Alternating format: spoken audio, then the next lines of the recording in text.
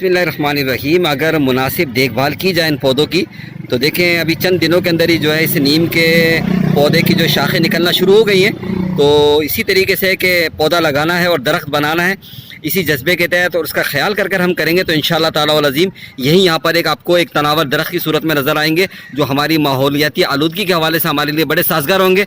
तो ये जामा मस्जिद गौसिया है, जामा मस्जिद गौसिया है और उसके सामने जो है ये दरख्त लगाए गए हैं और ये आप देख सकते हैं जो है माशाल्लाह से। और ये भाई हमारे जो है माशाल्लाह से इन पौधों को पानी दे रहे हैं और रोज़ाना देते हैं माशाल्लाह से, जो है ना ध्यान भी रखते हैं वरना जो जानवर वगैरह आते हैं वो पौधे खा जाएँ, तो ये उनका भी बड़ा ख्याल करते हैं।